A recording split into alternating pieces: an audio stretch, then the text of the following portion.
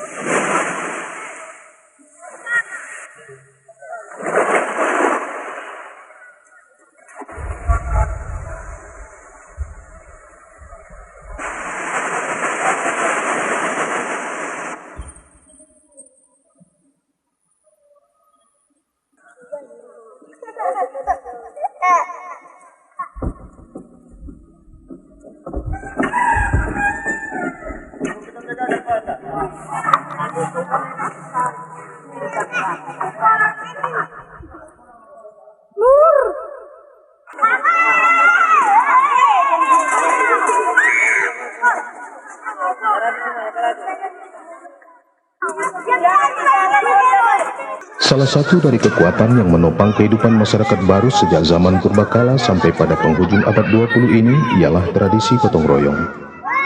Tradisi yang amat penting itu ditanamkan dan dipupuk sejak masa kecil, sehingga menjadi kebiasaan yang mendarah daging dan senantiasa dipraktikkan dalam kehidupan sehari-hari pada saat diperlukan.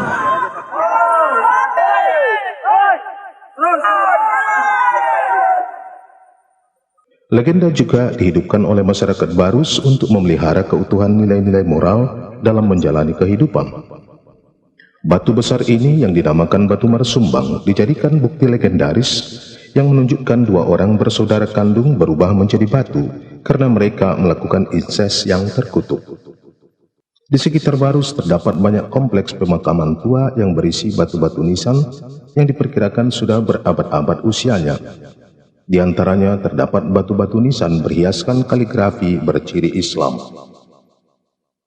Di kaki bukit yang bernama Papan Tinggi terdapat sebuah pancuran. Mungkin dahulu kala pancuran itu merupakan sumber air bersih yang sangat diperlukan oleh kapal-kapal dagang asing yang banyak berdatangan ke pelabuhan Barus. Menurut cerita, nama Fansur yang juga merupakan identitas bagi Barus pada zaman dahulu kala berasal dari kata pancur.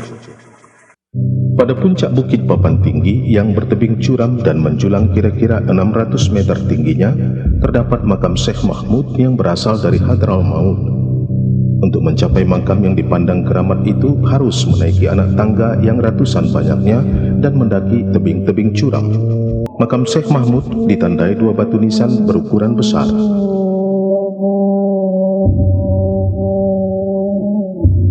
Pada nisan sebelah kaki terdapat kaligrafi aksara Arab yang menyatakan, "Ini kubur Syekh, datang dari Hadral Maut, Syekh Mahmud, membersihkan Allah akan ruhnya yang suci pada tempat yang terakhir." Pada batu nisan sebelah kepala bagian dalam tertulis kalimat hadis yang menyatakan orang mukmin itu tidak mati, tetapi berpindah dari satu negeri ke satu negeri. Pada bagian luar tertulis kalimat tauhid dan hadis yang menyatakan orang mukmin itu hidup pada dua tempat. Dari puncak bukit Papan Tinggi, tempat terletaknya makam Syekh Mahmud yang banyak disiarai orang, sayup-sayup tampak Barus yang diapit oleh lahan persawahan dan lautan tak bertepi.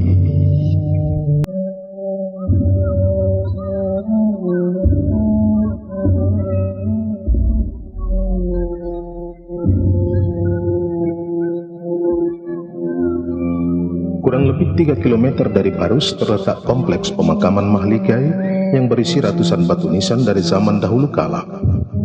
Sebagian dari batu nisan itu bentuknya memperlihatkan ciri Hindu, Buddha, dan Parsi. Dan tidak kurang pula banyaknya yang dihiasi dengan kaligrafi yang jelas memperlihatkan ciri Islam. Dahulu di kompleks makam Mahligai terdapat batu nisan Syekh Rukunuddin. Aksara Arab yang tertulis pada batu nisan itu menyatakan bahwa Syekh Rukunuddin meninggal pada usia 102 tahun 10 bulan pada tanggal 13 Syafar, tahunnya diperkirakan 48 Hijriah yang ditandai dengan huruf H-Mim. Kini batu nisan dari makam Syekh Rukunuddin itu disimpan dalam museum di Medan.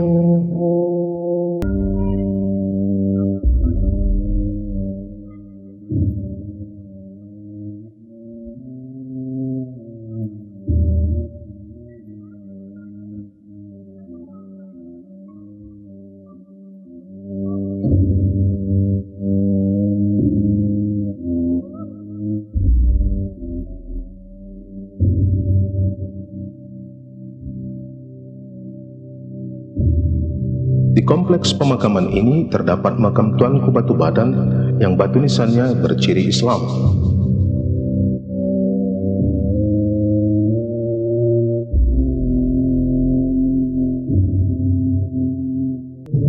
Dalam kompleks pemakaman tua ini terletak makam Tuan Ambar dengan batu nisan berukuran besar dan berhiaskan kaligrafi Islam.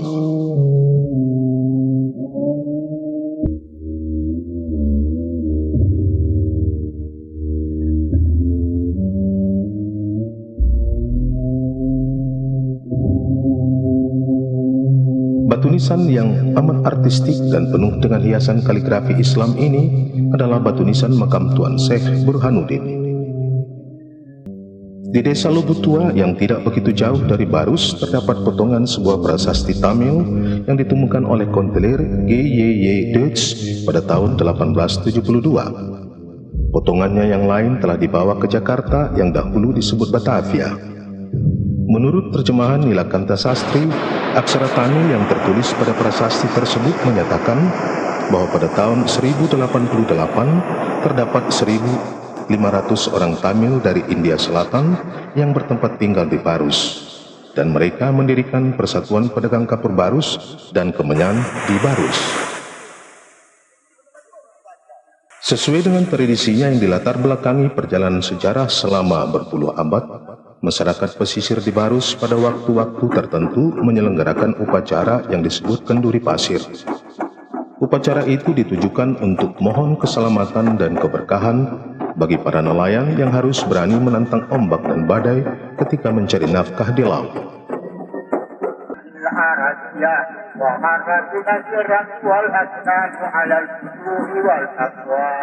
Doa yang islami dipanjatkan kepada Allah Maha Kuasa untuk memohon rahmat dan lindungannya bagi para nelayan yang harus mengukir lanjutan sejarah kehidupan di Barus. Meskipun kini Barus hanya merupakan kota kecil yang terletak kurang lebih 60 km jauhnya dari kota Sibolga dan tidak begitu diperhatikan, namun Barus tak dapat diingkari sebagai salah satu tempat yang amat penting kedudukannya dalam perjalanan sejarah bangsa. Karena Barus merupakan salah satu kota tertua di Nusantara. Hal itu dibuktikan oleh kenyataan bahwa lebih dari 18 abad yang lalu, yaitu sejak pertengahan abad kedua Masehi, Claudius Ptolemeus telah mencatat nama Barus dalam kitabnya yang berjudul Geographike Hypogeesis, yang berarti petunjuk jalan untuk pengetahuan bumi. Banyaknya peninggalan dari zaman purbakala yang terdapat di Barus cukup menandakan bahwa di balik kebisuan sejarah yang belum diteliti dan dipelajari, Barus menanti dengan sabar kedatangan para ahli untuk mengungkapkan sejarahnya yang diperkirakan telah berlangsung sejak kurang lebih 2000 tahun yang silam.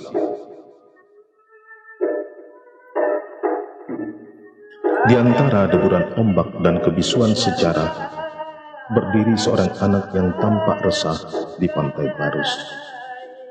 Senja makin temaram di atas laut.